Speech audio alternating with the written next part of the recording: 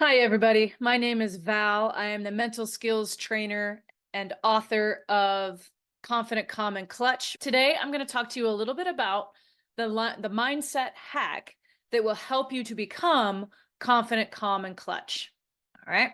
So, this is important because this mindset hack is the ingredient to being successful. This is how you become successful, not just in softball, but at school, in life.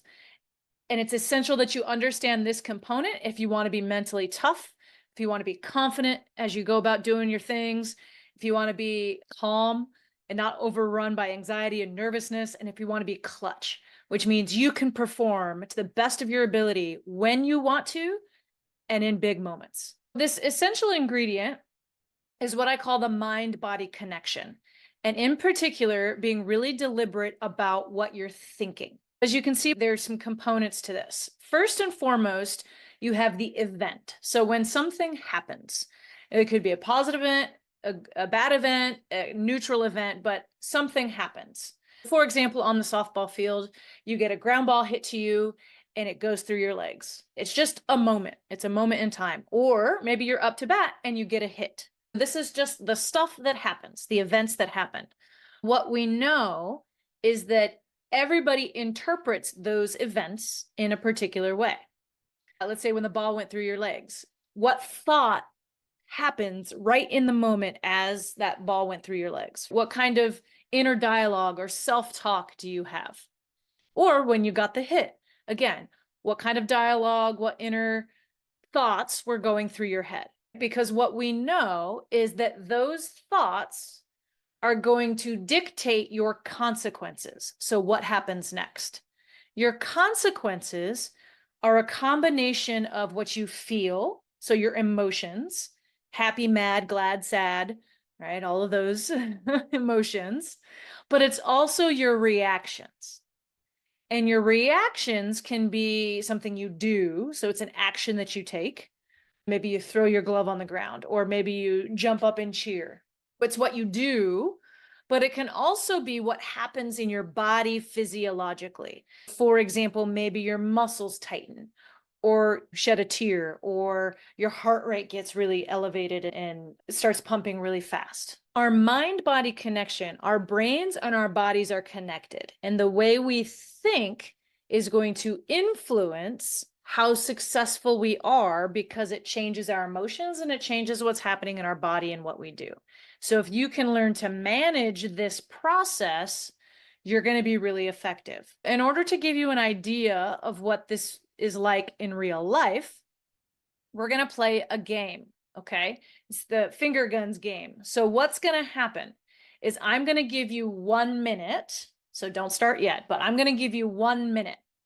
And your goal is to count how many times that you can make a successful switch. So you're with one hand, you're going to have your thumb up and the other one is pointing at it.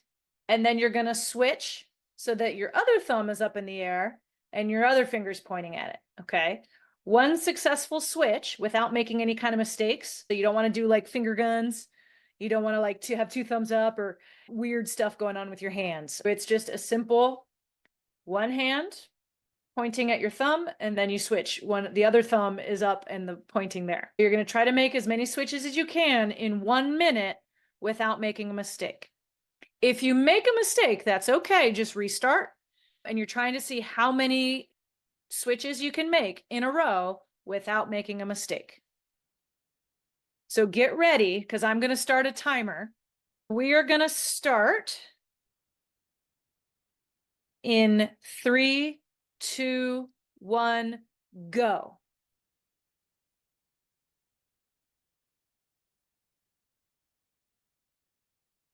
All right.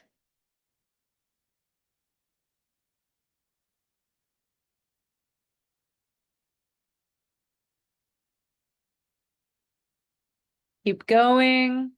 See how many you can get.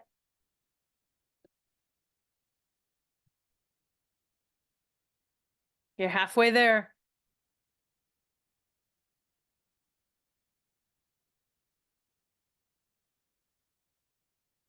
See if you can get more than your buddy sitting next to you. You got 10 seconds.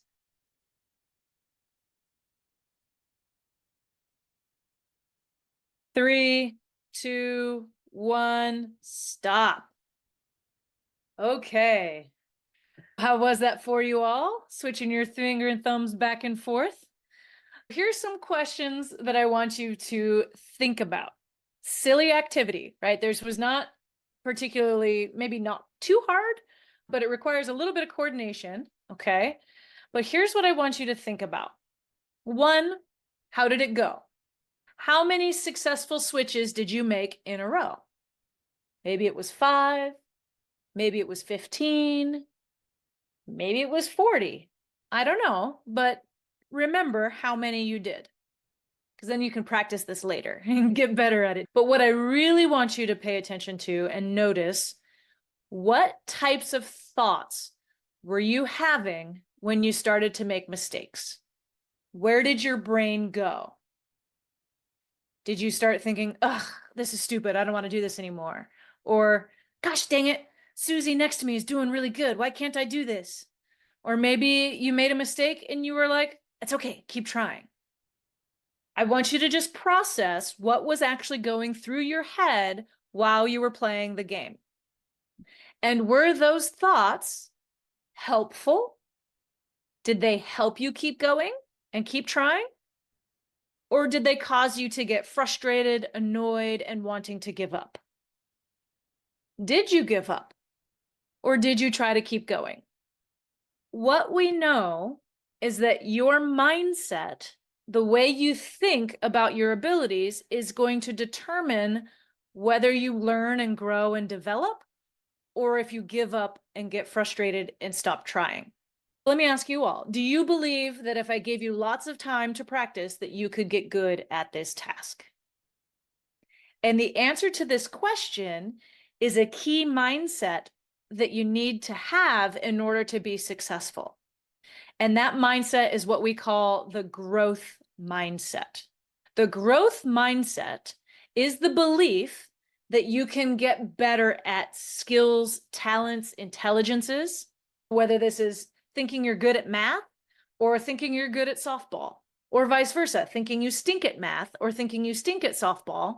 Your beliefs about your abilities is going to dictate whether you can, in fact, get better or not. The growth mindset is the overall belief that you can get better at this skill or this task. The opposite of that is what we call the fixed mindset. And the fixed mindset is the belief that you cannot get better. You were given a certain amount of talent, you were given a certain amount of skill, a certain amount of intelligence, and that's all you have. Now, the problem with the fixed mindset is that if you actually believe that you can't get better, because our thoughts drive our consequences. Remember from that mind-body connection, our thoughts are what drive our feelings and our actions. If you actually believe that you can't get better, what happens is you start to follow these red things here. When something becomes challenging, you just avoid it, because in a fixed mindset, you want to look skilled and you want people to think you're skilled. So if something's hard, you just don't do it because you don't want people to see that you maybe can't. And then if you do try it, you tend to give up very easily when it gets hard or when you make a mistake. And people in a fixed mindset tend not to put more effort into getting better. Now, this makes sense because if you truly couldn't get better, it would be a waste of your time to keep trying. However, that belief is usually false. It's not accurate. We want to make sure that you're having an effective belief that's going to fuel behaviors that will actually help you get better. The other thing about when you're in a fixed mindset, so if you don't believe you can get better, is that you don't listen to feedback, whether that's from your teachers, your parents, your coaches, your camp counselors, is you don't see it as helpful because there's nothing you can do with it. And you tend to be a little bit threatened by the success of others. So during this finger gun activity, if you saw a teammate next to you or a buddy next to you doing better, maybe you got a little like, oh, they're stupid, they're doing better than me. That's not successful. Those are you, because of your mindset thinking that you can't get better, you end up not engaging in the behaviors that would actually help you get better. So, the most important thing, if you're trying to improve and be successful in life, is to really foster and maintain a growth mindset. And a growth mindset, again, is the belief that you can, in fact, get better. And what happens when you have that belief? It changes your behavior. You try hard things. When something is challenging, you're willing to try it and do it anyway. When you make a mistake, you keep going because you know that's how you're going to learn and develop and get better. You know that trying, putting in effort and energy is the way to get better. You take in the feedback of coaches, teachers, parents, because you recognize their feedback is what's going to help you get better, right? They're coaching and giving you advice. And it helps you be a better teammate because you're more inspired by the success of others. So, how do you make sure that you have a growth mindset?